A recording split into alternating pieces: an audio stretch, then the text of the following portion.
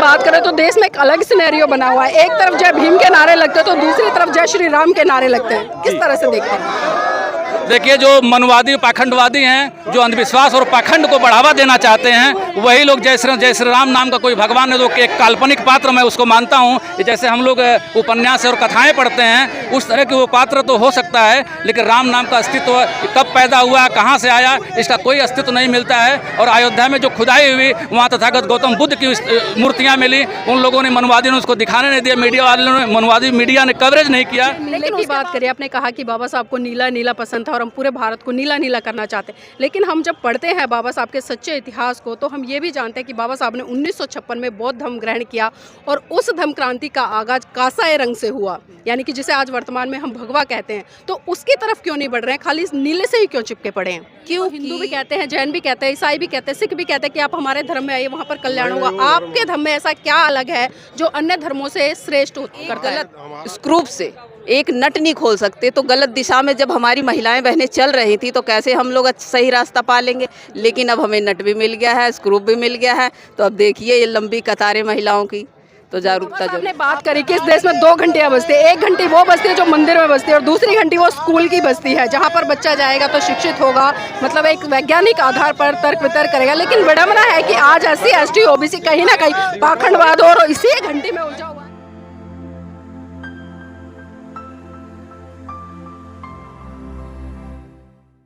नमस्कार, आप देख रहे हैं NB News 24/7 नीलम बौद्ध के साथ। साथियों, आज हूँ मैं उत्तर प्रदेश की धरती आजमगढ़ में। जी हाँ, आज यहाँ पर जिस तरह से जन सैलाब उमड़ा है वो अपने आप में देखने लायक है। अगर मैं बात कहूँ इस भीड़ को देखकर, इसको क्या नाम दूँ कुछ समझ में नहीं आ रहा है। इसको जन सैलाब कहूँ, जन समुंदर कहूँ, आखिर क्या कहूँ कुछ समझ नहीं आ रहा है। और लगातार नारे लग रहे हैं, भगवान की करना हो और बाबा साहब अमर रहे, अमर रहे। और यहाँ पर तमाम उपासक उपासिकाएं आए हैं, इन्हीं से जानने का प्रयास करूँगी कि आखिर क्यों आए हैं, किस लिए आए हैं और यहाँ पर क्यों खड़े हैं। सर, नाम क्या है? मेरा नाम मुकेश कुमार है, मैं जिला कार्यकारी मेंबर हूँ। मुकेश जी, यहाँ पर आप लोग नारे लगा रहे हैं काफी देर से, काफी तादाद में लोग हैं, तो किस लिए खड़े हैं? इसलिए कि ये पूज्य भंते चंद्रमा थेरो जी का आगमन है, इसलिए हम लोग यहाँ पर खड़े हैं उनका स्वागत के लिए, उनके स्वागत के लिए खड़े हैं। तो क्या लगता है इस तरह के कार्यक्रमों से परिवर्तन हो पाएगा? निश्चित रूप से परिवर्तन होगा। ये बड़ा सम्मेलन है, ये पूरी दुनिया में इतिहास रचा जाएगा आजमगढ़ की धरती से। जी, आपका क्या कहना है सर? बिल्कुल सही कहा सर ने। और ये जो धम्म सम्मेलन है, ये भारत को बुद्ध में बनाने का एक क्रांतिकारी जो है आगाज़ है। और आने वाले समय में ये फिर से विश्व गुरु तथागत गौतम बुद्ध की वजह से, बाबा साहब की वजह से फिर से वो बनने वाला है। और इसके लिए हम पूज्य भंते जी को तो, तथागत बुद्ध को तो हम लोगों ने नहीं देखा दुनिया में, कैसे दुनिया में चल करके उन्होंने संदेश फैलाया, लेकिन जो धर्मचारिकाएँ पूज्य भंते चंद्रमा थेरो साहब ने जो श्रावस्ती तक और लुम्बिनी तक की बनारस से जो की है, पैदल चल के 400-450 किलोमीटर, उनको देख के लगा कि फिर जो बुद्ध देख करके हम लोग कल्पना की है कि जो बुद्ध ऐसे ही चलते रहे होंगे, जगह जगह चल करके उन्होंने अपना धम्म फैलाया होगा। और 2500 साल पहले का फिर से पुराना इतिहास हम लोगों को याद आ रहा है और हम फिर से इस देश को विश्व गुरु बनाने वाले हैं, बौद्धमय बनाने वाले हैं। सर, जानना चाहूँगी क्या बिना सांस्कृतिक परिवर्तन के हम भारत को बौद्ध राष्ट्र बना पाएंगे? सांस्कृतिक परिवर्तन भी जरूरी है, सांस्कृतिक कार्यक्रम उसके लिए होने चाहिए, क्योंकि जो हमारी संस्कृति रही है, समता स्वतंत्रता न्याय बंधुत्व की जो संस्कृति रही है, और हमारे महापुरुषों का जो इतिहास रहा है, तो वो इतिहास हम लोगों को बताना होगा वो सांस्कृतिक कार्यक्रमों के माध्यम से, जन जागरूकता, ताकि लोग बोर ना हों। तो सांस्कृतिक कार्यक्रमों की भी ज़रूरत है। आज अगर हम देश की बात करें तो देश में एक अलग सिनेरियो बना हुआ है। एक तरफ जय भीम के नारे लगते हैं तो दूसरी तरफ जय श्री राम के नारे लगते हैं। किस तरह से देखते हैं? देखिए, जो मनवादी पाखंडवादी हैं, जो अंधविश्वास और पाखंड को बढ़ावा देना चाहते हैं, वही लोग जय श्री राम नाम का कोई भगवान है तो एक काल्पनिक पात्र मैं उसको मानता हूं। जैसे हम लोग उपन्यास और कथाएं पढ़ते हैं, उस तरह के वो पात्र तो हो सकता है, लेकिन राम नाम का अस्तित्व कब पैदा हुआ, कहाँ से आया, इसका कोई अस्तित्व नहीं मिलता है। और अयोध्या में जो खुदाई हुई, वहाँ तथागत गौतम बुद्ध की मूर्तियाँ मिली, उन लोगों ने, मनवादियों ने उसको दिखाने नहीं दिया, मीडिया वालों ने, मनवादी मीडिया ने कवरेज नहीं किया। लेकिन उसके बावजूद भी सर उन्होंने विशाल राम मंदिर बना दिया, वहाँ पर विशाल राम मंदिर बना दिया। तो ये हमारे SC ST OBC भाई को समझना चाहिए, ये समझना होगा कि वो ऐसा क्यों कर रहे हैं। वो ऐसा इसलिए कर रहे हैं, उनका एक प्लान है कि हर गांव में ऐसे मंदिर बनाए जाएं ताकि हमारे SC ST OBC के लोग शिक्षा को छोड़ करके शिक्षा से दूर हो जाएं और आडंबर और पाखंडवाद की तरफ बढ़ावा। और जिस दिन वो अपने षड्यंत्र में शामिल हो गए और फिर से जो हमारे पुरखों के गले में कभी मटका और कमर में झाड़ू हुआ करता था, मुझे लगता है कि वो इतिहास फिर से दोहराया जाएगा अगर हम लोग नहीं चाहते। और इसके लिए मैं पूज्य भंते चंद्रमा थेरो साहब का आभार व्यक्त करता हूँ कि ये इन्होंने जो जन सलाब। सर, बाबा साहब ने बात करी कि इस देश में 2 घंटियाँ बजती है। 1 घंटी वो बजती है जो मंदिर में बजती है और दूसरी घंटी वो स्कूल की बजती है जहाँ पर बच्चा जाएगा तो शिक्षित होगा, मतलब एक वैज्ञानिक आधार पर तर्क वितर्क करेगा। लेकिन विडम्बना है कि आज SC ST OBC कहीं ना कहीं पाखंडवाद और इसी घंटी में उलझा हुआ है जो आस्था में जोड़ती है। जी, और बिल्कुल सही कहा आपने। लेकिन ये चीज़ें जो बीच में जो हमारे हजारों साल पुरखे हमारे जो गुलाम रहे, शिक्षा से दूर रहे, अपने इतिहास से जो दूर रहे, तो आज बाबा साहब के संविधान की बदौलत आज हम लोग, हमारी माताएं बहनें या हमारे लोग शिक्षा में हैं, नौकरियों में। बाबा साहब ने कहा था कि जब हमारे लोग इस संविधान की बदौलत नौकरियों में आएंगे और कुछ पैसा कमाने लगेंगे, अपने आमदनी का 5% इस समाज में खर्च करेंगे, अपना हुनर और समय समाज में खर्च करेंगे। तो इस तरह से जो है जो हम लोग, हमारे जो युवा साथी हैं, जो पढ़े लिखे लोग हैं, बाबा साहब की बदौलत आज नौकरियों में हैं। उन लोगों की बदौलत ये जो कारवा दिख रहा है और पूज्य भंते जी का जो ये जो संघर्ष है वो रंग लाएगा निश्चित रूप से। बिल्कुल बिल्कुल बिल्कुल। यहाँ पर बहुत सारी महिलाएं, हम महिलाओं से भी जुड़ने का प्रयास करेंगे और जानना चाहेंगे कि आखिर ये इतनी तादाद में महिला उमड़ी। आपका नाम क्या मैडम? मैं डॉक्टर गीता। कहाँ से आए हैं? मैं इटावा से आई। इटावा से। तो आज ये कार्यक्रम जो हो रहा है, क्या लगता है किस तरह का कार्यक्रम है और इस तरह के कार्यक्रमों से कितना बदलाव आएगा? कार्यक्रम तो बहुत अच्छा हो रहा है। मैं पहली बार आजमगढ़ में देख रही हूँ, तो बहुत बढ़िया और भव्य। तो आप बौद्ध हैं या हिंदू हैं? जी, मैं अच्छा, बौद्ध हैं। आपका नाम क्या है? नाम क्या आपका? चंदा बौद्ध।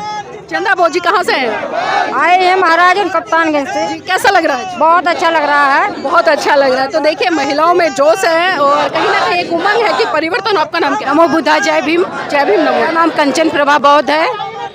बाबा साहब का मिशन पूरा, बाबा साहब चाहते थे कि बौद्ध में हो, सभी लोग बौद्ध ही हो जाएं। कंचन जी, बाबा साहब ने एक बात कही थी कि मैं किसी भी समाज की उन्नति इस बात से आंकता हूँ कि उस समाज की महिलाएं कितनी पढ़ी लिखी और शिक्षित हैं।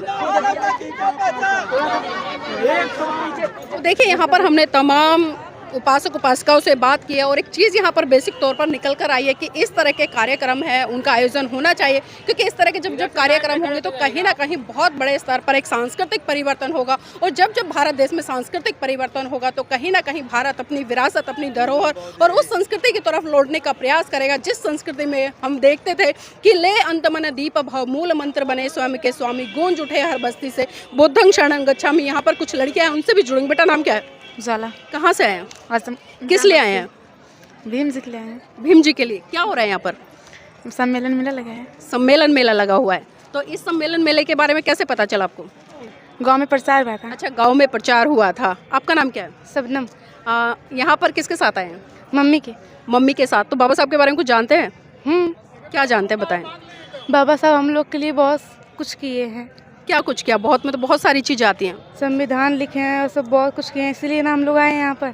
जी, संविधान लिखा है बाबा साहब ने, इसलिए आए हैं। देखिए, बच्चे हैं लेकिन कहीं ना कहीं फिर भी उनके अंदर एक जिज्ञासा है और बेसिक जानकारी तो रखते हैं कि जो भारत का संविधान है, एक महान ग्रंथ है, वो परम पूज्य बाबा साहब ने लिखा और उसी संविधान ग्रंथ के माध्यम से कहीं ना कहीं इस देश की महिलाएं आज आज़ादी के साथ में अपने जीवन को यापन कर रही हैं और स्वतंत्र रूप से जी रही हैं। यहाँ पर तमाम महिलाएं खड़ी हैं, उनसे जुड़ने का प्रयास करेंगे। मैडम, नाम क्या है? मेरा नाम सविता बौद्ध है। सविता बौद्ध जी, इस तरह के कार्यक्रम आजमगढ़ में शायद पहली बार हो रहे हैं, ऐसा है? हाँ, ये तो कार्यक्रम पहली बार है और हमें मौका मिला। हम बहुत बहुत भंते जी का साधुवाद करते हैं। किसी भी धर्म को स्थापित करने के लिए उसमें सबसे बड़ी भूमिका महिलाओं की होती है, तो आप इस दिशा में किस तरह से काम कर रहे हैं? हम महिलाओं को ही जागरूक करने की कोशिश कर रहे हैं और हमारा पूरा प्रयास है। और ये जो महिलाएं आई हैं ना, ये जागरूकता का ही असर है जी। तो एक चीज़ और जानना चाहूँगी, हम भारत देश में अगर देखें, आज महिलाएं कहीं ना कहीं कर्मकांड, पूजा पाठ, इसमें बहुत ज़्यादा उलझी हुई हैं। तो क्या लगता है इस तरह के कार्यक्रमों को देखते हुए या विचारों को सुनते हुए क्रांति हो पाएगी? बिल्कुल क्रांति होगी, क्योंकि जब वो महिलाओं को बताया ही नहीं गया है। आप मुझे ये बता दीजिए कि एक गलत स्क्रूप से एक नट नहीं खोल सकते, तो गलत दिशा में जब हमारी महिलाएं बहनें चल रही थी तो कैसे हम लोग सही रास्ता पा लेंगे। लेकिन अब हमें नट भी मिल गया है, स्क्रूप भी मिल गया है, तो अब देखिए ये लंबी कतारें महिलाओं की।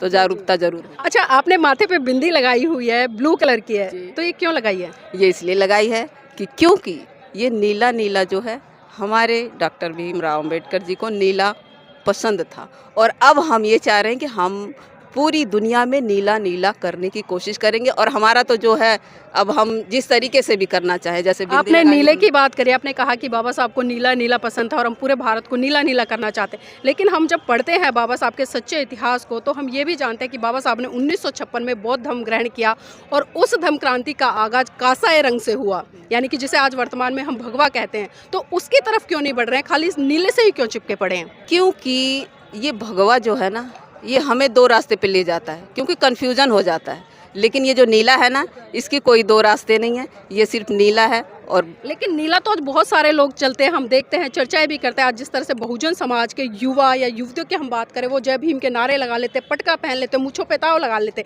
लेकिन जब धर्म की बात करते हैं, चर्चा करते हैं, तो उसमें वो शून्य नजर आते हैं। तो ये तो अब प्रयास कर रहे हैं ना, इसके लिए तो भाई कोशिश करेंगे। जो सदियों से बताइए इस चीज़ को नहीं जान पाया, इस तरीके से बदलाव आना है। आपसे जानना चाहूँगी, आप किस कार्यक्रम में आए? किसी सामाजिक क्रांति के कार्यक्रम में आए या धम्म के कार्यक्रम में आए? हम बौद्ध धम्म सम्मेलन के कार्यक्रम में आए हैं, और अब हम चाह रहे हैं, जैसे अब हम दूसरी दिशा में चल रहे थे और भी सम्मेलनों में जा रहे थे, लेकिन ये अपना है बौद्ध सम्मेलन, इसमें हम ज़्यादा से ज़्यादा संख्या में और अपनी बहन महिलाओं को लेके आए हैं। धम्म का रंग कौन सा है? धम्म का रंग पंचशील है, जिसमें पंचशील तो पंचशील है ना, सिद्धांत है वो। तो रंग पूछा है मैंने, धम्म का रंग सफ़ेद है।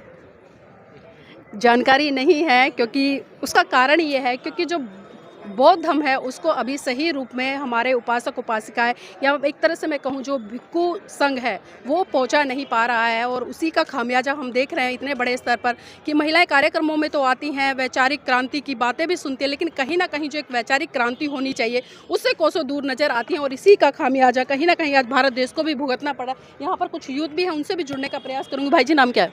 मेरा नाम शिवशंकर है। शिवशंकर जी, कहाँ से आए हैं? हम जीवनपुर सगड़ी से आए हैं। अच्छा, इस कार्यक्रम में आने का उद्देश्य क्या आपका?